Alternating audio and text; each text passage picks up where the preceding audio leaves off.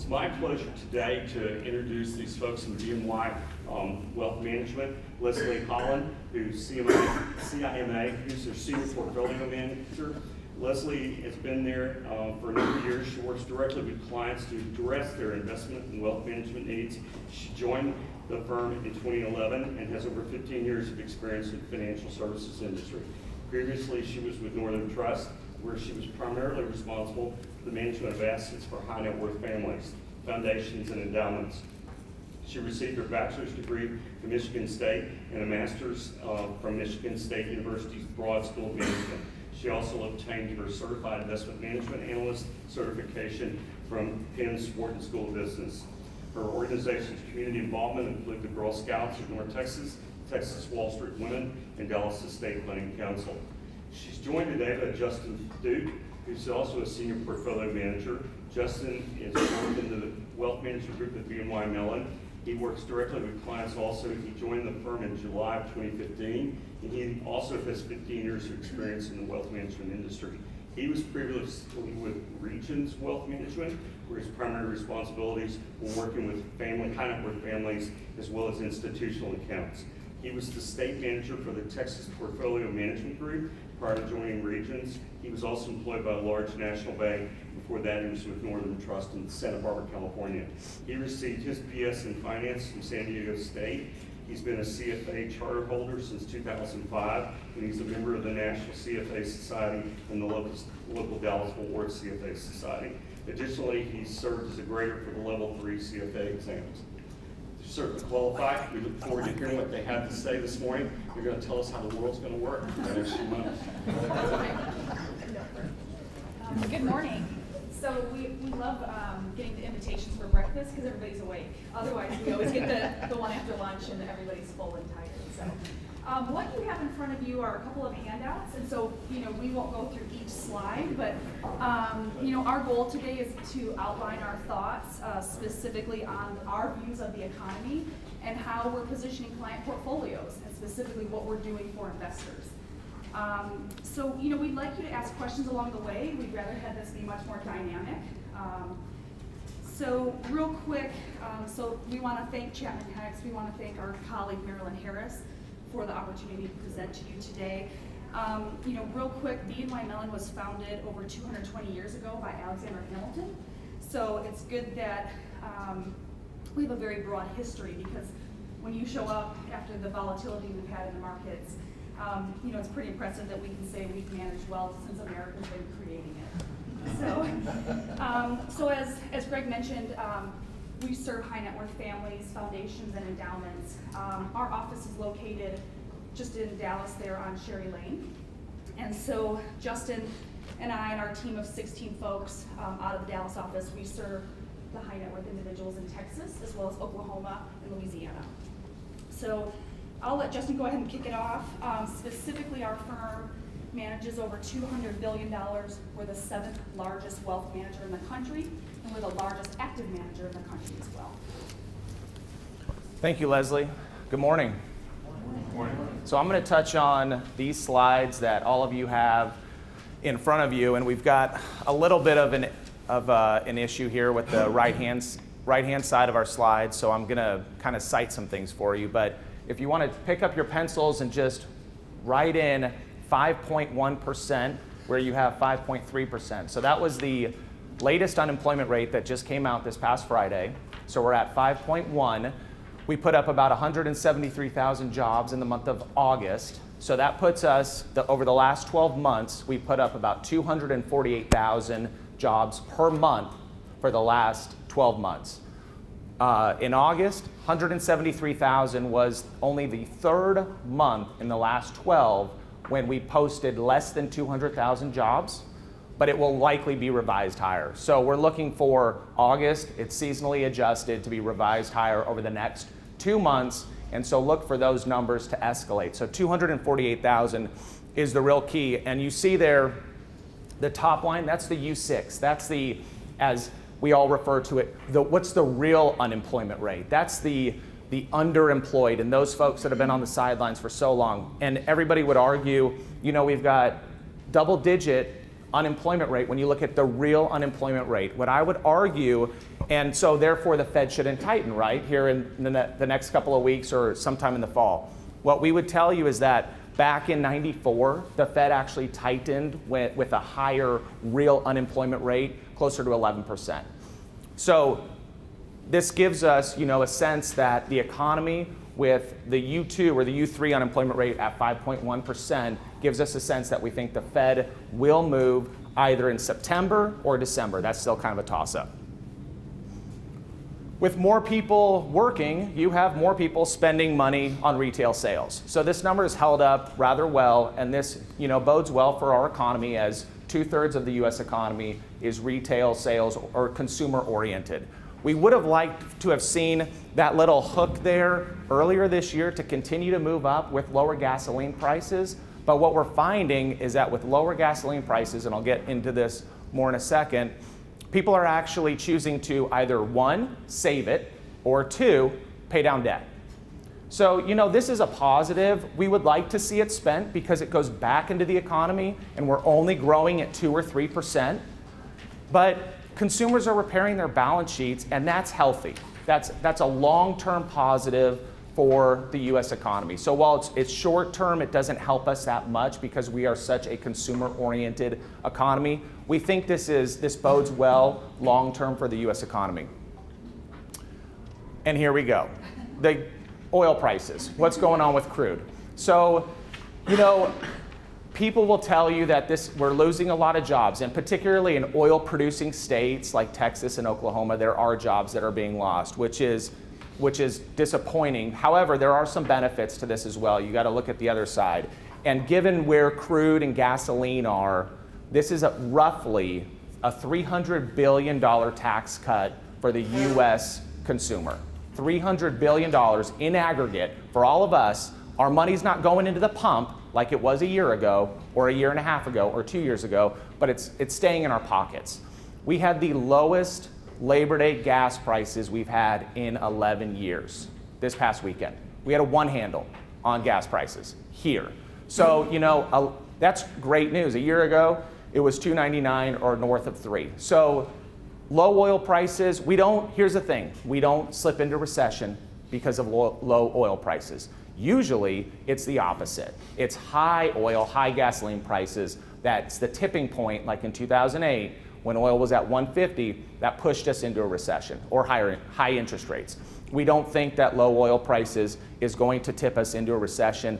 Also, or additionally, this could potentially get Congress to actually act on lifting the crude oil export ban at some point this fall, if they can come up with a budget and not shut down the government in 20 days. So with all that to say, on the right-hand side here, you've got a consumer that is more confident, okay? And listen, we're creating jobs, they're spending money, they've got more money in their back pocket due to lower gasoline prices, and they're repairing their balance sheet. All of these things, this is a very nice backdrop for the US consumer. On the left-hand side, you've got an indicator of small business optimism index.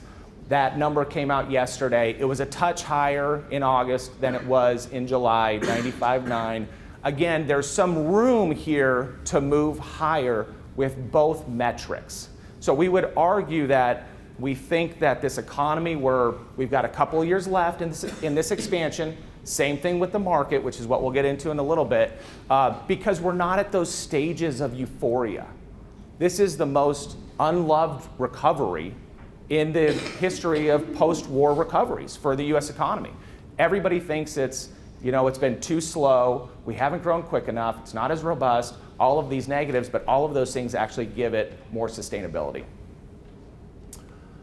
Shifting gears here real quick, so housing starts, this is something that's been kind of lagging, but we think is probably likely to begin to take off. If you were to take your pencil and draw a line at that 1.5 million homes built per year, that is the average number of homes built in this country since 1960. We're at 1.2, roughly. Last year we put up about 1.1. We have been underbuilding for the last 7 years. Well, maybe that's a function of because we overbuilt for about 7 years before that, putting up 2 million homes per year.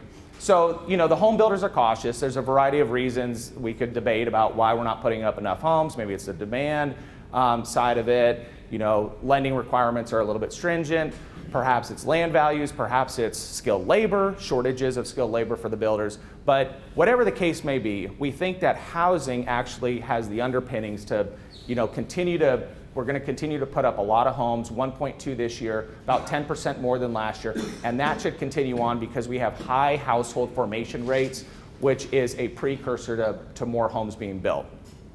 Also, one other thing, real quick on housing starts. This is historically, when you have housing starts breach that 1 million number threshold, historically, on average, housing starts will reach a 1 million unit mark per year, and the economy doesn't peak for 5 years out. So if that gives you any sort of indication that maybe this economy has legs, again, we could be at this number for quite a while, and this economy could continue to move onward and upward. And then in terms of the housing market and existing supply, you've got, not a lot of supply out there, and you're hearing stories now about bidding wars for, those folks that are choosing to put their home on the market. There's pent-up demand on the sidelines, and that's resulting in higher home values, right? I mean, we've seen our home prices increase. This also helps out the consumer with a higher home value and a higher stock market. People feel wealthier. So you've seen home prices rise. They're not rising at the rate they were a couple of years ago.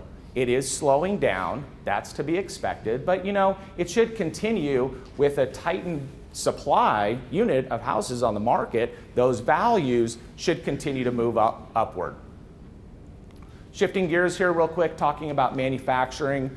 So manufacturing's held up relatively well. Not terribly exciting. Again, we had a little bit of a tick down here for the month of August that we received last week. So 51, I think, was the number for the ISM manufacturing index. But we continue to chug along, and we're continuing to make a lot of cars, and we don't have a slide on it, but this could be the best year for US auto sales that we've had in the history of this country. So I believe the barometer was 17 million units sold in the year 2000. We have not eclipsed 17,000 units in any year since. Last year is about 16 and change. We may do that this year. So more auto sales, than ever before, which I think is great for the U.S. economy. You can see as compared, look at the U.S. manufacturing index vis-a-vis the Eurozone and China. So China has rolled over. That's part of the slowdown that we all think is going on in China. I don't want to get too much into China, but the Eurozone, we believe, is poised for future growth with easy monetary policy. Okay, so Europe, you could say, is maybe 2 years, 3 years behind us. We're thinking about raising interest rates. They're putting the pedal to the metal, right? They have very accommodative monetary policy that is unlikely to end anytime soon. So we like Europe, and we like stocks overseas, and Leslie will get into that in a little bit. Inflation, what you see, that big blip there, that's in gray, that is the headline number, which incorporates crude or gasoline prices. So that's what you see rolling over there. The core number extrapolates food and energy, so you see a more stable line of inflation. Whichever metric you're looking at, we are running at a very low inflation rate, somewhere between 1% and 2%, again, which gives this economy legs because the Fed doesn't have to tighten at a quick pace. If we saw higher inflation, the Fed would tighten more immediately and more quickly, essentially. They don't have to do that now because there's a lid on inflation, and so that helps us, as we think about the US economy. So here are our estimates, and you can actually circle or X out that 3%. Our chief economist, Dick Hoey, yesterday or last week revised downward his 2016 estimate to 2.8 based on lower energy prices, so some job losses there, a strengthening dollar, and a little bit tighter interest rate policy moving into next year. So 2.5% for this year, decent, not great, but we're still, again, we're not overheating, so we don't have to worry about that. And sometimes slow and steady wins the race. You can see where the U.S., how it compares to other areas across the globe. You can see how China's slowing down. But, by and large, it's a slow recovery globally. And that bleeds into why we have central banks across the world maintaining this easy monetary policy. Although you can see the headline up there, there's going to be some divergence this year, which is going to be because our central bank is likely to raise interest rates at some point here in the fall.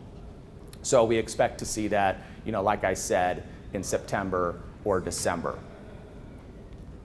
However, this chart shows you the market, as we refer to it, the S&P 500, and how it performs historically around fast tightening cycles and slow-paced tightening cycles. We're in the camp, and Chairwoman Yellen has reiterated this time and again, when we move on interest rates, it's going to be slow. She wouldn't be thinking about raising interest rates if we were at the tipping point and going to slip into recession. If anything, I think the fact that we're still considering that it's still on the table for the Fed to raise interest rates in September gives the economy a vote of confidence, right? We're going to be taken off of this life support that we've been on for the last 7 years. We haven't raised interest rates in 9 years, I think, 2007, 2006. Leslie probably knows. But anyhow, so, it's about time that we raise interest rates. It's a quarter point. We're talking about 25 basis points. It's not anything that's going to really slow down the economy much. And I think this gives a real vote of confidence. They wouldn't be raising interest rates if they didn't think the economy was on firmer footing, right? Or firm footing relative to where it's been historically. But you can see how the market responds. Raising interest rates is because you have a stronger economy equals more corporate profits equals higher stock prices. And now we're going to get into some of the themes that we talked about, 9 months or so ago, 10 months ago, in terms of positioning portfolios. And at this point, I'm going to let Leslie kick it off because I just joined the firm 2 months ago, so this was pre-me. So here you go, and then we'll kind of ping pong this section. So what Justin kind of just provided was a big global economic overview. We don't go through all those charts with all of our clients, but I do expect them to leave meetings knowing what we're looking at, why we're looking at it, and everybody does need to be aware of kind of what's going on in the global marketplace and how it kind of boils down to what's happening in their portfolio. So specifically, we painted 4 themes late 2014 that we wanted our clients to be aware of, and here they are right here. So as we kind of indicated, we showed you all the good news that we see in the economy, and then here's kind of the reality. So I'm not sure if you're familiar with the VIX. The VIX is what's called the volatility index. It's how they trade all of the various options contracts on the Chicago Board of Exchange. So if you are on Yahoo Finance or Google and you want to say how volatile is the stock market, type in VIX. So you can't, some people can trade the VIX. And so unfortunately, on the far right-hand side of this slide, what just happened in the month of August is the VIX went back to 50. The high on the VIX was in the 80s back in 2008. So, it's kind of a bell ringer gauge of how volatile the markets are, where people are deciding, should I short my stocks or do I think stocks are cheap? Should I kind of be buying long? So unfortunately, the far right hand side, you almost need to take your pen and go all the way up to 50. It just completely charted off the Richter scale. So what we felt in August, we kept saying to clients, get ready for heightened volatility. We said that last November. But I don't think we had any gauge of how much we were going to go off the Richter scale. So I kept saying to clients, it might be like a roller coaster. Put your seatbelt on. This was just the whatever's at Six Flags, the complete demon dropped off the grid here. So, the market really took every single headline and we just threw in the baby with the bathwater. Whether you want to say China, uncertainty with the Fed, oil prices, it was the perfect storm. It all came together in that super fun month of August. Now, I'm glad we're here today because the market was up yesterday, so that helped. My phone didn't ring as much yesterday, but so here's kind of the other headwind that we were mentioning to clients was the strengthening dollar. So we went back to 2005 just to kind of show you the index of the dollar. So, the dollar is a tough one because there's a lot of pluses and minuses when your currency continues to go up like this. What we have done for client portfolios is we have positioned their companies to be more focused, or the owners of the stocks that we own, we have positioned the companies to be hedged for higher dollars going forward. We're very bullish on the dollar. So what that means is we started positioning portfolios to own high quality companies that export less of their products. Because if you think of the way it goes, if I'm Procter & Gamble and I have Swiffers and Tide and Pampers, if I export it around the world, Asia, and I bring it back to my country with a higher dollar, I lost profits. So we've been buying more names like Hershey, Harley Davidson, a little more Disney, where you definitely can see those names that have much more of a US focus. Any questions on that? I mean, we could go on about the dollar for an hour. Yeah, I'll add just a couple of quick points. Number one, with the dollar, a strong currency is indicative of a stronger economy, right? So we like to see a strong currency. Number one. Number two, because commodities are denominated in dollars, this keeps a lid on inflation. So whenever you see a strong dollar, you're going to see commodity prices really contained. So we don't see, a stronger dollar is also a little bit of a tightening in and of itself. And then number three, historically you see with a stronger currency, you see multiples expand on the market. And so you can see the S&P 500 multiple rise, towards 20 times earnings because you have a stronger currency. So it's just something that tends to happen. Even though you lose a little bit on currency translation in terms of profits back home, you still see those multiples rise, which is nice. So there are, like as Leslie said, there's positives and negatives to a stronger currency. But if we have to pick one or the other, I think we'd pick the stronger dollar. So, again, without having your heads hit the table and talk about interest rates, what we did here is we went back to 1970, and we're just showing you the 10-year Treasury bond and what the yields were. So several of you, I can kind of look around the room, you probably went back and said, oh, I remember when I could get 14% on my bonds, but I think what would your mortgage rate have been? Right? Close So my 20, right? So my generation's like, oh no, should I put at 4%? And some people are like, you're so ridiculous. You don't even know what you've been going through for the last 25 years. So, we're cautioning clients that this is probably the end of the bull market in fixed income. So in other words, it's an inverse relationship. So for 20 years, rates have been going down. What's the opposite? Bond prices have gone up. So people were actually making money in fixed income. So, we've kind of cautioned clients that party's over. You are forced to take risk in other asset classes. I'll tell you though, having the month of August and already the first week of September, clients say, I'm glad we held onto our bonds going into 2015 because the bonds held up very well in this market volatility. But the minute rates start to go up, and they will, nobody's been right on when, in the last 3.5 years, bond prices will go down. And so that concerns us a little bit because you have to make sure you position clients' safety money, bonds, the fixed income, in a very prudent fashion. And there is a way to do that you don't want to lose money in fixed income. But the minute rates start to go up, you'll see there'll be another inverse correlation. So it's a very interesting time in the market right now. Where do you go? What do you do? And you can't put under your mattress. Sorry, it doesn't work that way anymore. There's inflation and taxes, and you gotta stay ahead.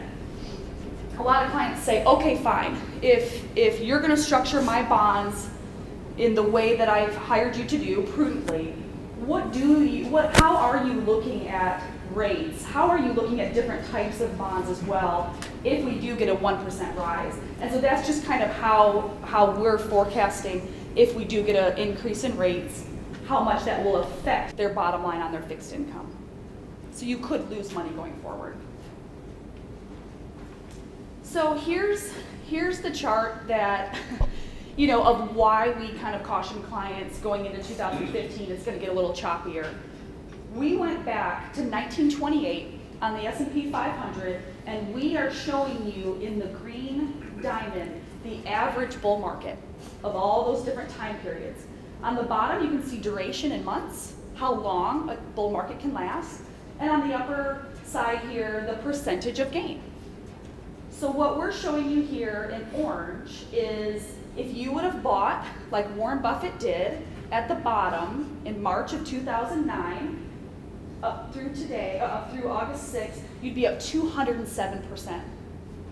That bull market was ready to take the profits, wasn't it? It was time to go. It was all done. It had its room. We had a great 77 months. It's very hard to do that. It's hard to sell at the top. Warren Buffett can do it both sides. I think that's great.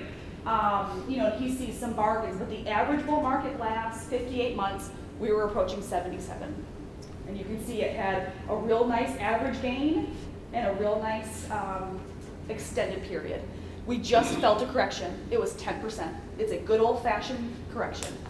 And you had to have bought in the last couple weeks to take advantage. So now we'll update our charts, but as you can see, it was a really great 2 years to take profits, or to be in the market.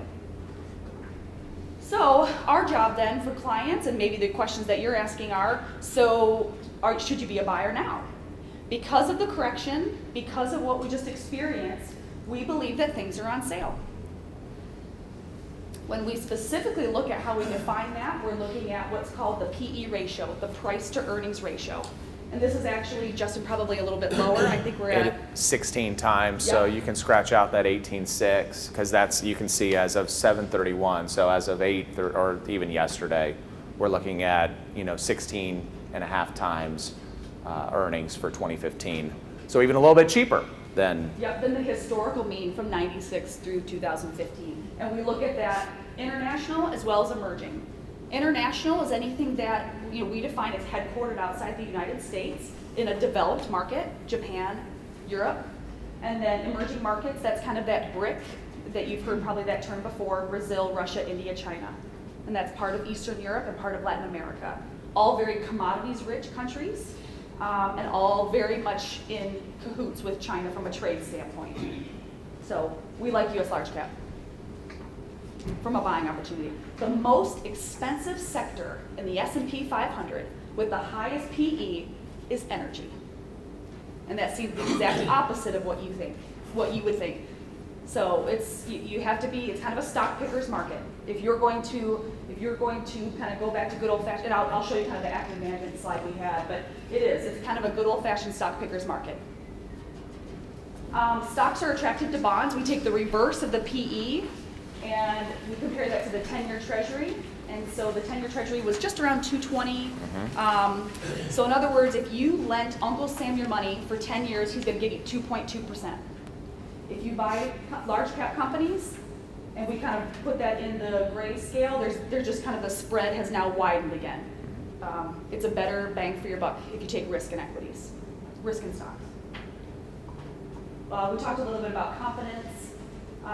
We talked a little bit about S&P 500 operating earnings. So companies are sitting on the most cash since 1950. And if I'm a corporate CEO, and I know your Chapman Hicks works with a lot of business owners here in Dallas, who has the highest corporate tax rate in the world? We do. right here at home. So if I'm a corporate CEO, I'm sitting on a lot of cash. Why?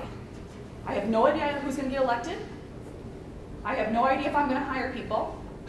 I can take my cash and buy out my competitors, maybe pay a dividend, maybe buy back some of my stock, but I am sitting firm on cash until I see some certainty in the markets, certainty with oil prices, certainty with tax rates, and you guys can go all day on this. So, it's very uncertain times. However, I think we're pretty bullish because of this aspect. Because of the cash on the sidelines, it's great to be a shareholder when they pay you more cash and dividends. It's great to be a shareholder when they buy back your shares. And they think it's on sale. It makes your shares worth more. So we're pretty bullish based on the new revised earnings going forward. And the other kind of secret sauce that we're employing for clients right now is if you're going to take risk in the market, you're going to take risk in this type of volatility and buy stocks, buy and hold, if you will. If you like high quality companies, we like the dividend payers. So, you have Google and Facebook. There's some great companies out there, but they don't pay dividends. They take their cash and they buy up Snapchat and Instagram, and they're doing all these fun things.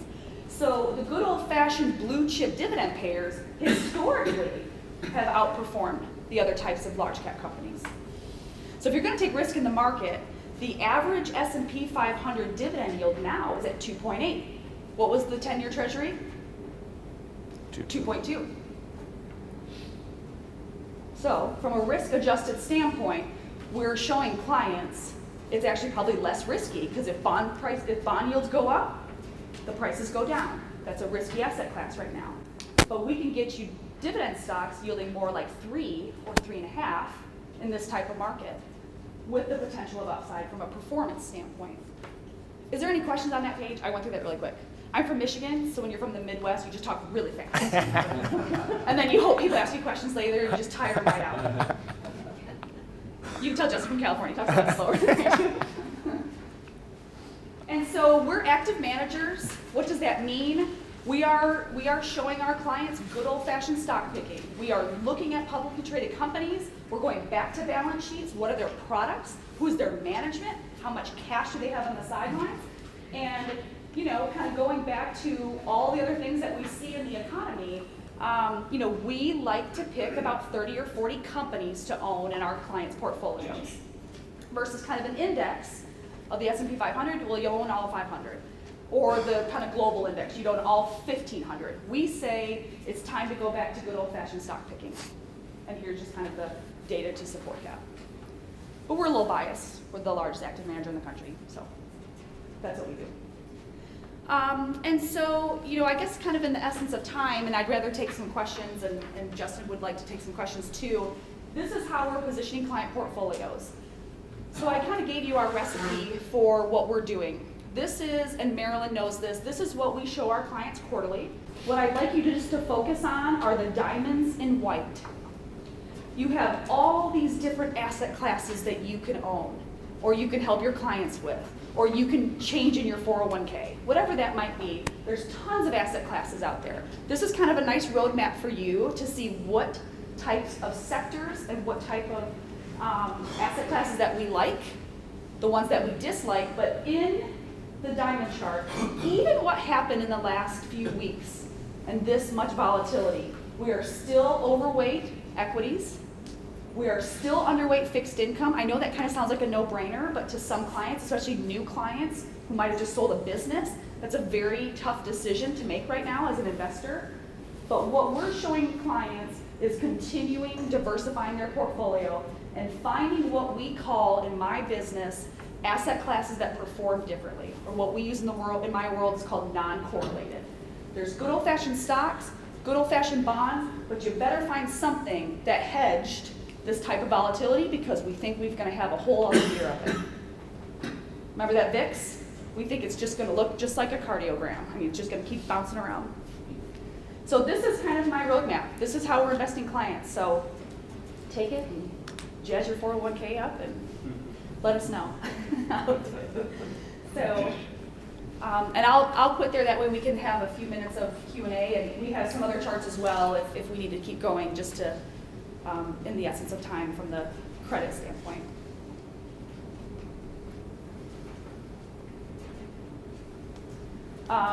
So the other kind of page I included then is you'll see how this would correlate all the different asset classes, what we're overweight, what we're underweight. Again, what's what we call in our world portfolio construction, and that's how we're investing clients' money. Yes? Given what you said about interest rates, why a 22% allocation to fixed income? And what do you expect the yield to be on your fixed income? Sure, you bet. So on fixed income, I will say this. 20 years ago, a client portfolio had 12 large cap names, and a couple of treasury bonds, a couple agency bonds, and a couple of corporates. So just as much as we're diversifying the equity portion, large, mid, small, international, emerging, etc., we're doing the same thing on fixed income. We have to have corporates, floating rate, international bonds, municipal bonds. So, my corpus of fixed income for the majority of our high net worth individuals, that 22% is tax-free municipal bonds. And in the state of Texas, we don't have a state tax. The state of California, all of our clients want all California bonds. So without going into too much detail, that is tax-free income, and that's that sleep at night money. It is not to make money, and people have not had that phenomenon literally happen to them, because for 20 years you made money in fixed income. So you're exactly right. We can manage what's called a rising interest rate environment, or we can manage our clients' money along the yield curve that we're presented based on what the Fed's going to do. We do it by staying very short, very high quality, and you diversify your types of bonds. But is that fundamentally a lagging mentality of portfolio managers, that you have to have an allocation to fixed income? Because again, given everything that everybody's saying about what's happening to rates, it's almost to me, it has more to do with what portfolio managers think than necessarily what ought to be the right allocation methodology. Yeah, it's very customized to the client.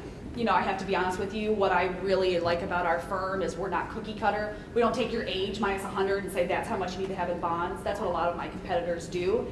It is highly customized to each individual. But yeah, a year ago, when the market was up 13, people kept saying, why do we own these bonds?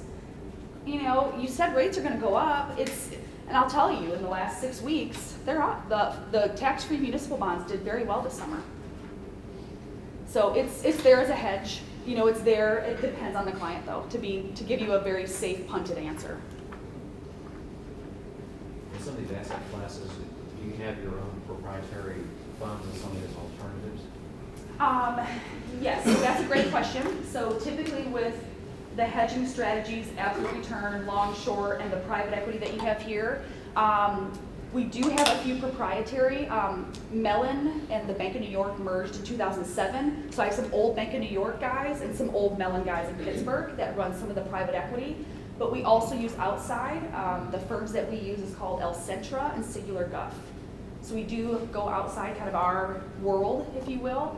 Again, it does depend on the client and their situation. The majority of my hedging strategies is liquid. So in other words, if I'm going to use absolute return or long short hedge for my clients, I have to be able to sell it today. Versus your typical hedge fund has kind of a two-year time period where you could lock up. So the majority of our solutions are liquid. And whether that is ours or third party, it's about 50-50 of what we use.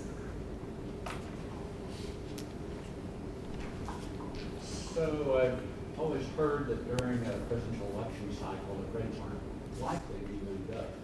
Is that fact or fiction? Is it only when the president's up for the election, or do you think that? It's a great question.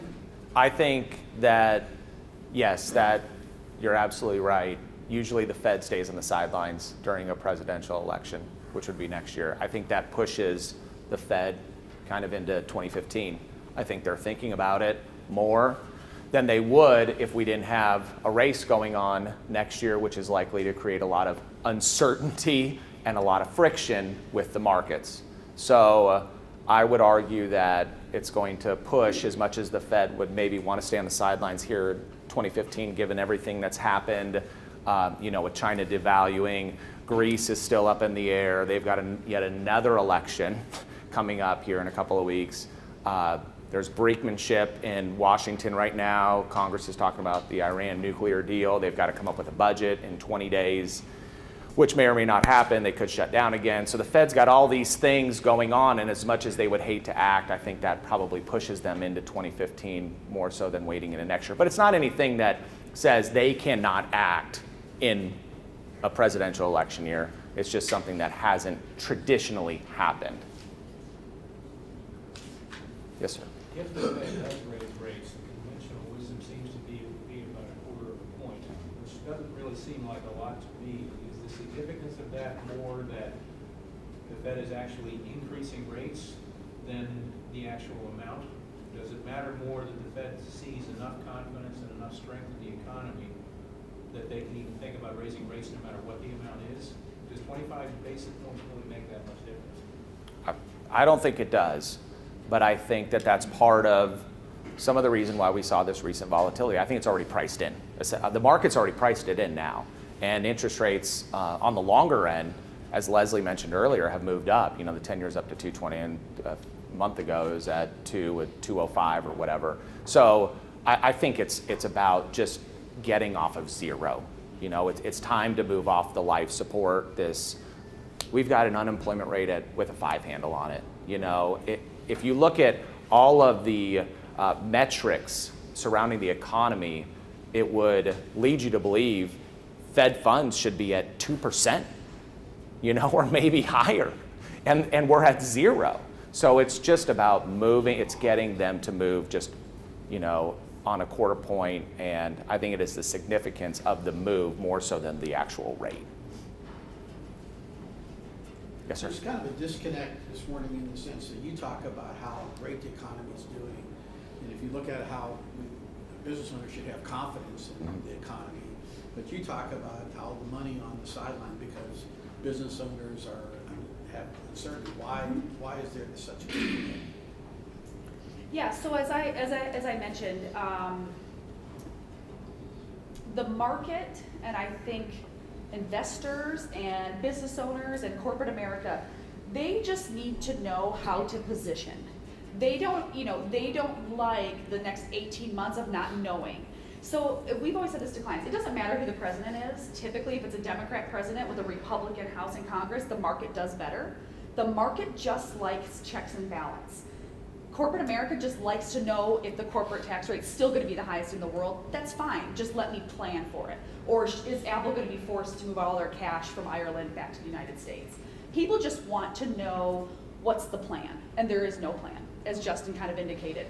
They're coming back after months of being off. I mean, we're kind of calling September a potential powder keg. I mean, I don't want to end on that note, but I mean, there's a lot. You know, they're like, oh, that's all I remember that she said, powder keg September. Okay, because yeah, I mean, they don't have a budget. They might have to raise the debt ceiling again. I think people are done. People are tired, and right now, cash is not a bad place to be.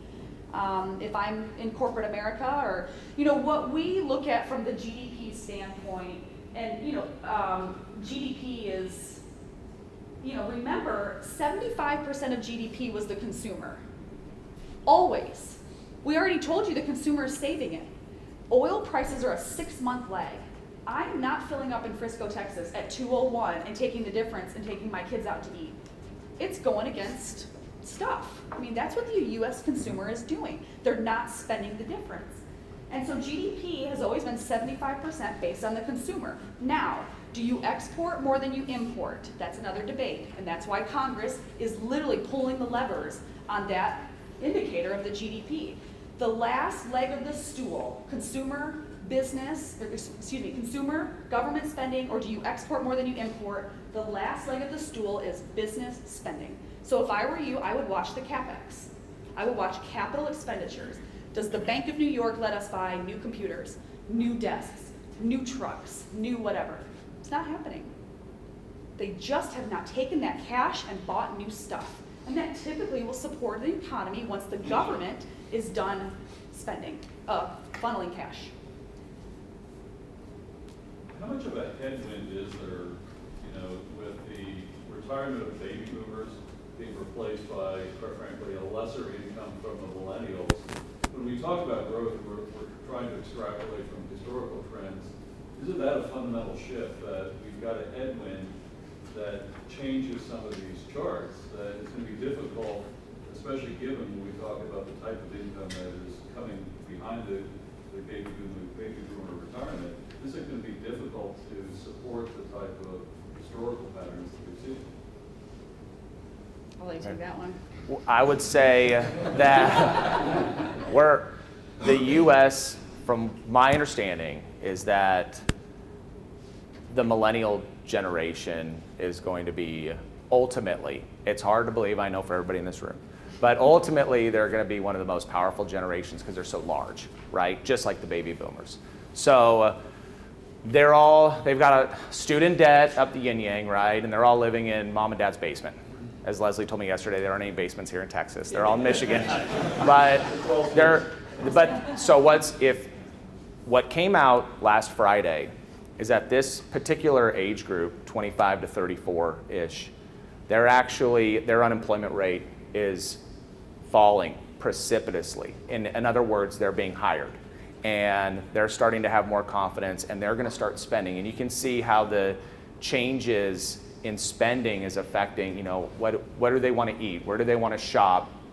A lot of companies are structuring, a lot of retail-oriented companies, I should say, structuring their business around this group, this very powerful demographic population, and they are beginning to move out of the basement, and they are beginning to form their own houses. And so I think those things from a demographic standpoint actually put the U.S. in a very nice position while we're taking out, the baby boomers are retiring, which that's kind of impacting our labor force rate, which is artificially lowering the unemployment rate as people talk about it.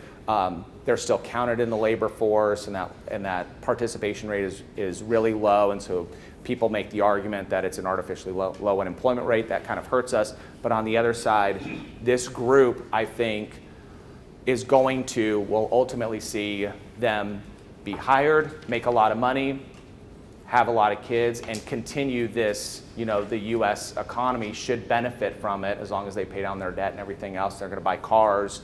Ultimately, it's going to be pretty powerful. They just want their car 10 to delivered by 20. a drone, I think is what Yeah. the millennials want, right? But I think that 10 years out from now, it'll be pretty special what's taking place. It's hard to have that foresight. That's what I I've think read. if you asked our chief economist what keeps him up at night, it definitely is, though, kind of the baby boomer, the Social Security. I mean, how can you sustain that type? And that's why, again, I think the market continues to be volatile because can it get fixed? I mean, I hate to call them entitlement programs because that's not fair because I have great-grandparents and grandparents and, but there's a big problem in the shift of the generational wealth and the generational dependence. But yeah, I think that's a huge concern that kind of keeps some of our folks up at night is how can you sustain some of these programs, some of the outflow without the inflow. But the millennials do not invest in stocks. We just opened a Palo Alto office, and our typical client comes in a hoodie and arrives on a skateboard, and they're multimillionaires. You can pick the company that they work for. It's very hard to show them a fully asset allocated, let alone showing them bonds. Are you kidding? So it's very hard to kind of change our culture, I guess you would say, for the new investor, because the millennials do not like the market. They do not like the gyrations of the market at all. One last question? Where are the millennials spending their investing? Yeah, so most of them want to do more of the private equity space, or what we call in the world kind of angel investing. They want to help others. They're very philanthropic. So I'm not trying to stereotype Mark Zuckerberg, but I think they're all very similar to his philosophy. They do want to give back. So, in our portfolio, it definitely is going to be more of the Amazons where, nobody goes to malls anymore. The Zappos, you have to have free shipping now. Millennials won't pay for shipping. I think they're very cost conscious, and they don't consider the new iPhone a watch. That generation has never even owned a watch. So you have to position portfolios, you have to, I guess like you said, kind of make sure that they're educated too with the history that we've had and the type of volatility that we've had. But yeah, it's interesting. That Palo Alto office that we opened definitely is much more of what we call kind of that private equity space. Healthcare, biotechs, some energy startups, and obviously what's happening in Silicon Valley, Austin, Texas, and they're now even saying, parts of Nashville are kind of these new tech hubs for the millennials. Thanks, Leslie. Thanks, Pleasure. Jessica. Thank you very much. Thank you. Thank you.